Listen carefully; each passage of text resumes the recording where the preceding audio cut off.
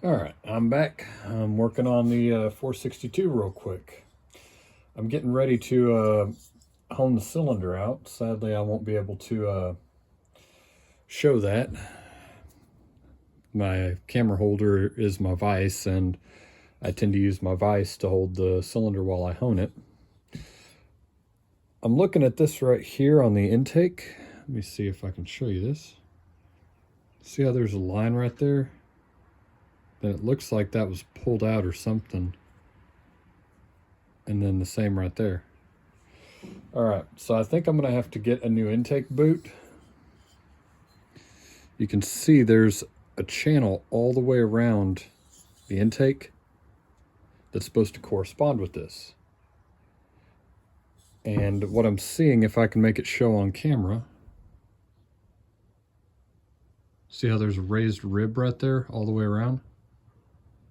And then right there at the arrow, that rib is deformed or something.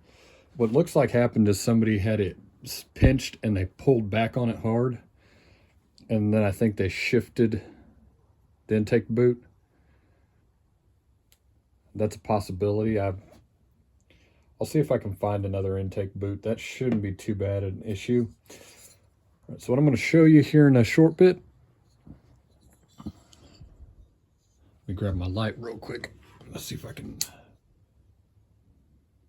There you go.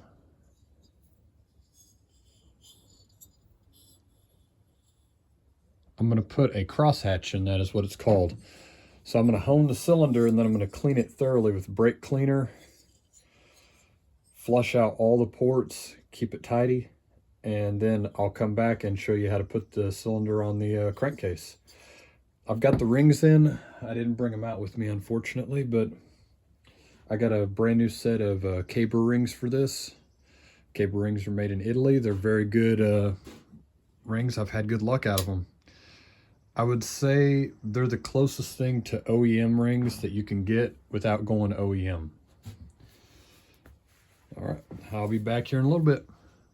All right, I'm back. So essentially what I did was, the reason I showed you earlier, that is a crosshatch. That's not very rough. It's still perfectly smooth. When I run my finger up there, I don't feel any like resistance. I don't feel any scratches.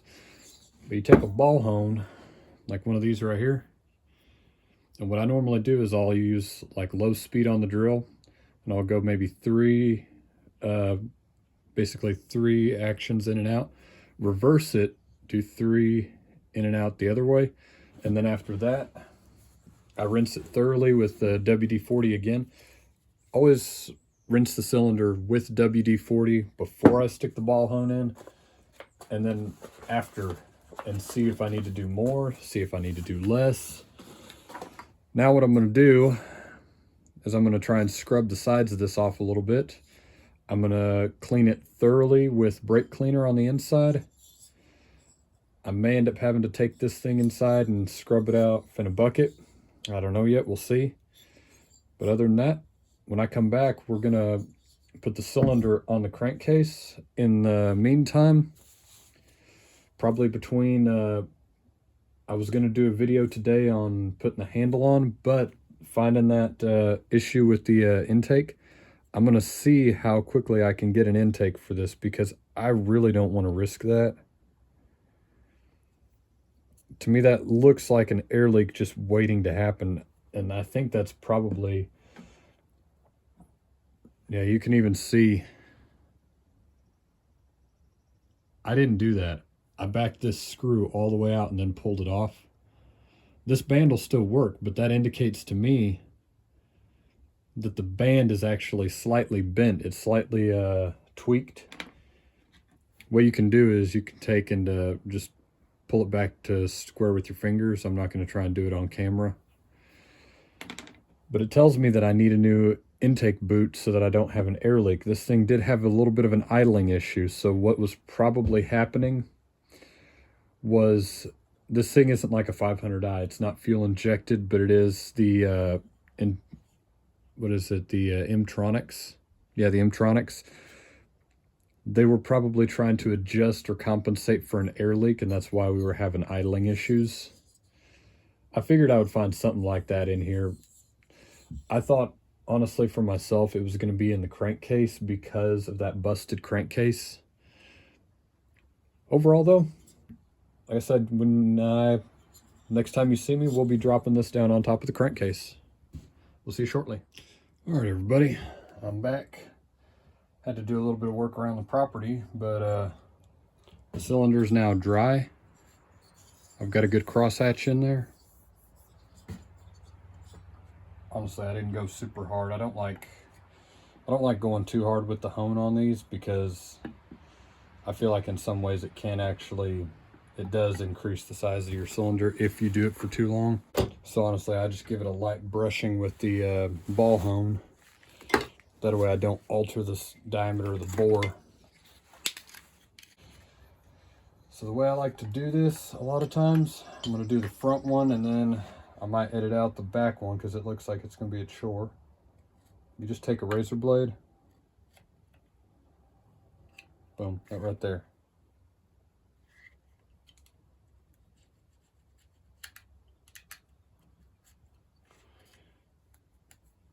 Just trim that little bit of gasket out of there.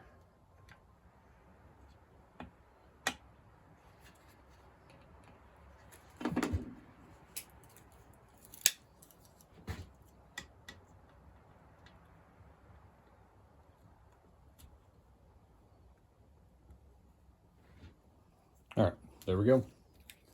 Got the back one with a razor blade. Now, like I said earlier, I got a set of caber rings for this. They're Italian made. I ordered them from a supplier I like. Like I said before, they're about as good as you can get without going straight OEM. That's one of the reasons I use them. I'm not going to take them out just yet. I'm just opening it up. There we go.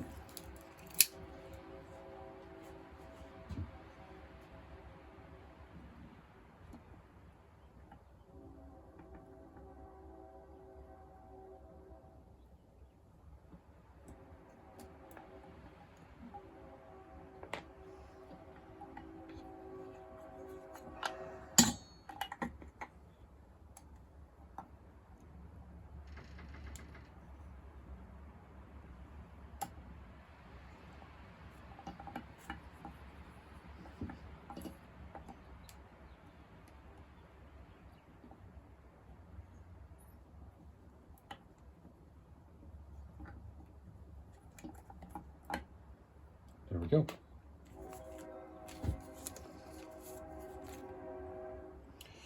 All right. Your ring end positioning pin normally is going to be on top. Always double check. And your rings will actually have a notch ground into the end of them.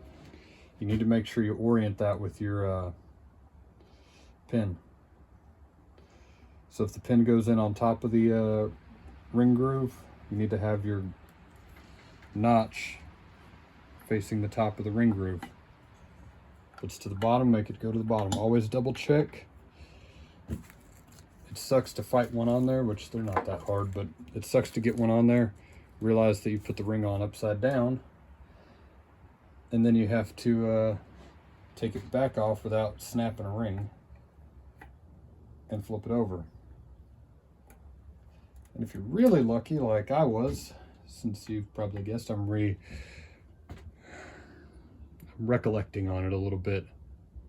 I actually broke a ring doing that and then had to order a new set of rings because I broke one ring. Wasn't real fun.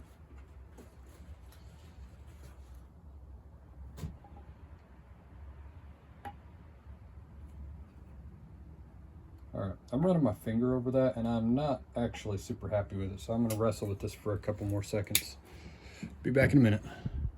All right, final stage is right here. Now, I will admit, I think this is somewhat controversial, but Whenever I'm doing these metal base gaskets, I have had trouble in the past before. So I use my finger and I put a very, very thin, like not very much at all, but a thin coat of sealant on there just to be on the safe side on both sides. I don't know why, but I've had that problem out of the metal base gaskets before.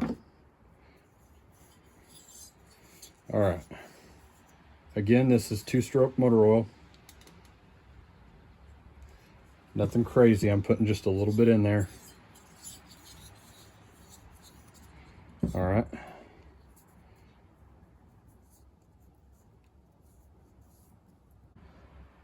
I haven't really oiled the piston. I don't think I will. I added a little bit of extra in the cylinder, not a crazy amount.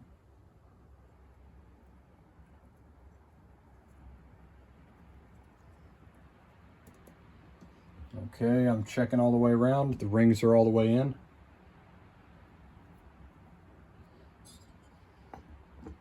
Set that down real quick. See if I can find a spot.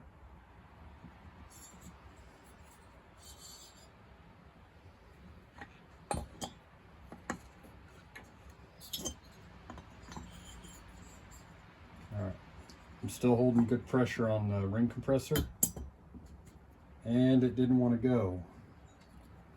Well, here's a problem, and I don't know why. You can see that thing's flared, so I may just have to come back after I wrestle with this for a minute, because I doubt we really need a 15 or 20 minute section where I'm just wrestling with this thing trying to get it in there. Okay, I'm back. Sorry about the delay, but I wound up having to fight the rings in with an awl, and we seem to be good now. So before I drop this the rest of the way down, and this only took me a few minutes, I just had to get my head down there. It was a round with fingernails and a pick. Okay.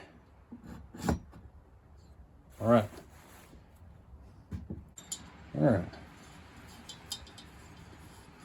So now we're gonna pull that out of there. That was my little spacer to keep it upright.